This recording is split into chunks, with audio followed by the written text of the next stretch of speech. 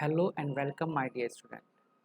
बेटा जो भी क्लास 12th के स्टूडेंट हैं और अकाउंट्स के स्टूडेंट्स हैं, बेटा उनके लिए हमारी बिल्कुल फ्री ऑफ कॉस्ट क्लास है। आप सभी स्टूडेंट फ्री ऑफ कॉस्ट अपना कंप्लीट सिलेबस कर सकते हो विद रिवीजन।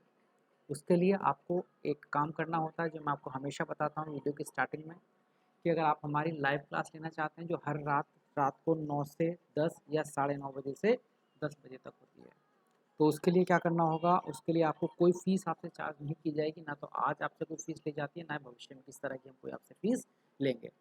बट आपको लाइव क्लास की जो नोटिफिकेशन है, लाइव क्लास की जो टाइमिंग्स हैं, वो आपको मिलते रहें, उसके लिए आप ज़रूर कॉन्टैक्ट करें या मेरे पास एक मैसेज करें 9555159995। ये मेरा कॉन्टैक्ट नंबर, इस पर आप मैसेज करोगे और बोलोगे कि सर हमें अपने लाइव क्लास वाले ग्रुप में ऐड कर लें। और जब आप लाइव क्लास वाले ग्रुप में ऐड हो जाओगे तब आपको रेगुलर जो मेरी क्लास का नोटिफिकेशन है, क्लास की टाइमिंग है, क्लास की पीडीएफ है, वो सब आपको मिलती रहेगी। हमारे पास दो ग्रुप हैं, एक बॉयज़ का है और एक गर्ल्स का है। बॉयज़ के लिए अलग से ग्रुप बनाया गया है और गर्ल्स के लिए अलग से ग्रुप बनाया गया है। तो जो भी आप में से बच्चे हमारी लाइव क्लास लेना चाहते हैं और कंप्लीट अपना 12th का सिलेबस करना चाहते हैं अकाउंट का, वो हमसे ज़रूर कांटेक्ट करें। और मैं एक बार आपको स्पेशली बता देना चाहूँगा कि बेटा हम लोग क्या है, आपकी कॉल अटेंड कर पाना बड़ा ही मुश्किल है, लेकिन हाँ आप मुझे सिर्फ व्हाट्सएप पर मैसेज करोगे, उसके मैं आपको रिप्लाई करूँगा और आपके नंबर को अपने ग्रुप में ऐड कर दूँगा।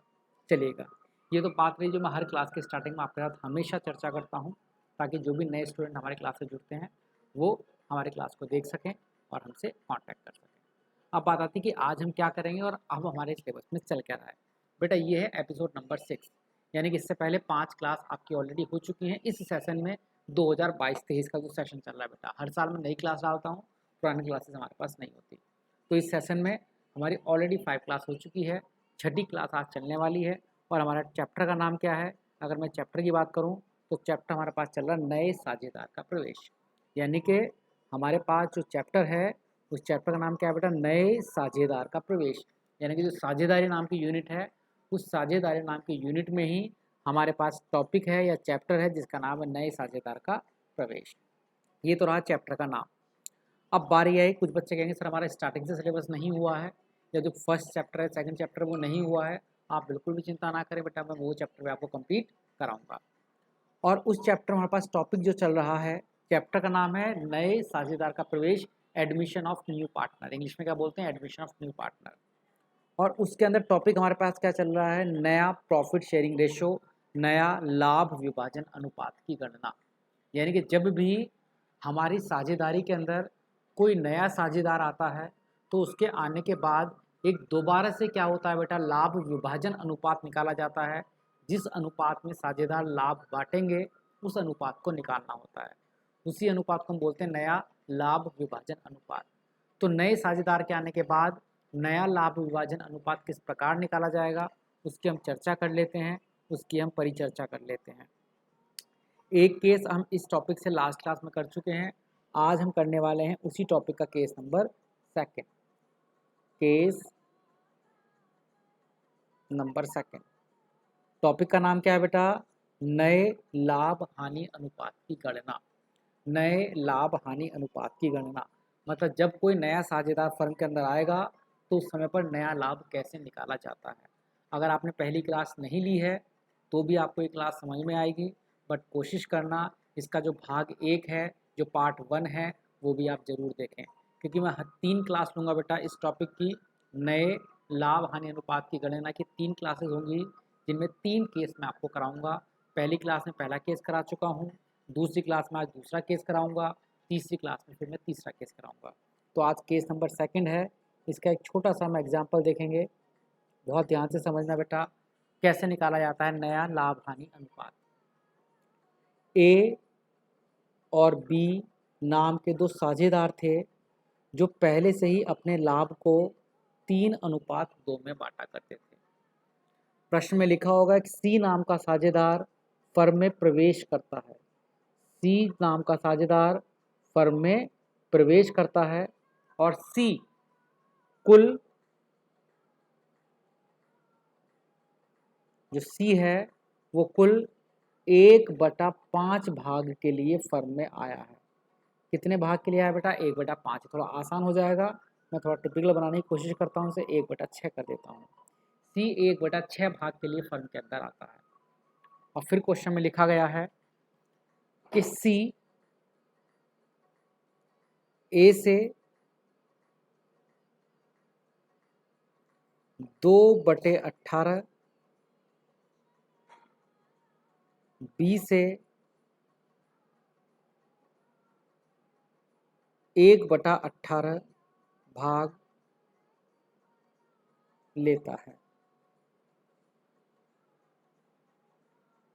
ये प्रश्न है और आपसे क्या बोलेगा वो, नए लाभ। प्रश्न को समझने में थोड़ा समय अगर आप दे दोगे तो उत्तर तो स्वयं से आ जाएगा। 5 मिनट बेटा मेरे को दो, 5 मिनट वीडियो को कंप्लीट देखो और आपको ये प्रश्न करना आ जाएगा। पेपर के अंदर प्रश्न आता है। नए लाभ हानि अनुपात की गणना करें।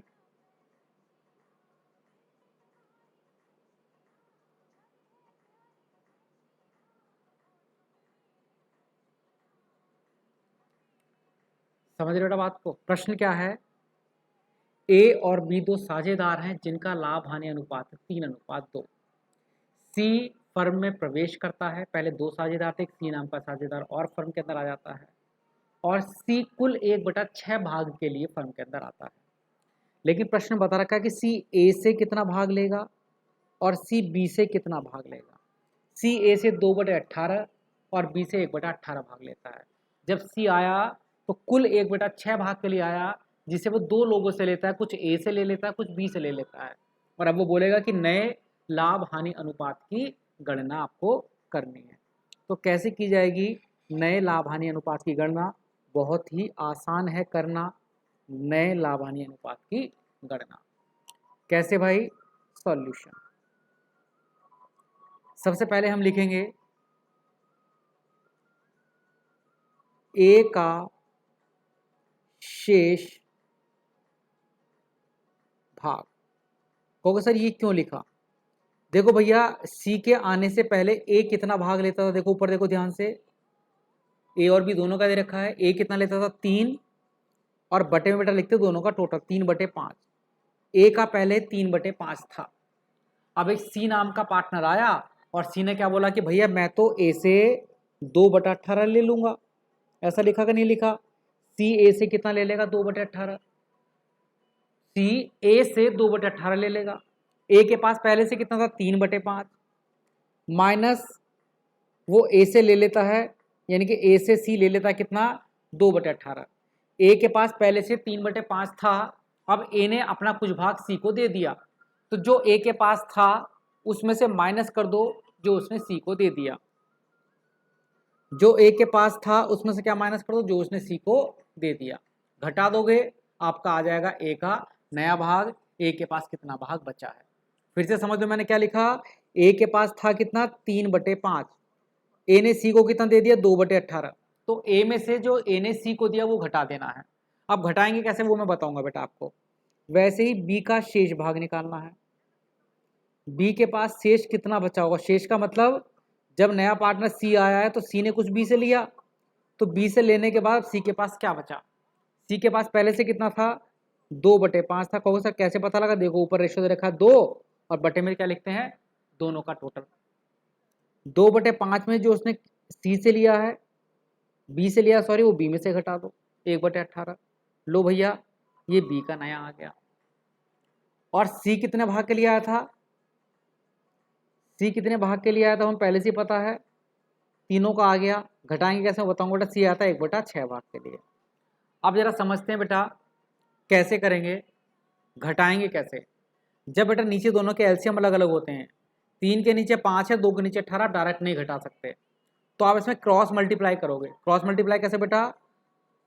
18 की मल्टीप्लाई 3 से कर दोगे, 18 गुणा 3। मैं बहुत मान कर चल रहा हूँ, आपको कुछ भी नहीं आता, बीच में माइनस का साइन। 5 की मल्टीप्लाई 200 कर दोगे, 5 गुणा 2। नीचे दोनों की मल्टीप्लाई कर दोगे, 18 गुणा 5, 18 पंजे 90। वैसे यहाँ पर 18 दूनी 36 माइनस 5 ही कम 5 बटे में 18 पंजे 90। नीचे दोनों की गुणा कर देते हैं बेटा। देखते हैं घटा के क्या बचा।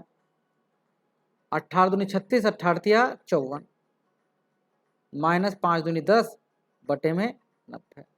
तो कितना बचा रहा बेटा आपके पास? 44 बटे 90। बचा रहा कि नहीं बचा रहा बेटा? 44 बटे 90। हाँ जी सर बचा रहा। बी का निकालेंगे। 36 माइनस 5 19 बटे 29 बटे 90। बी का आ गया।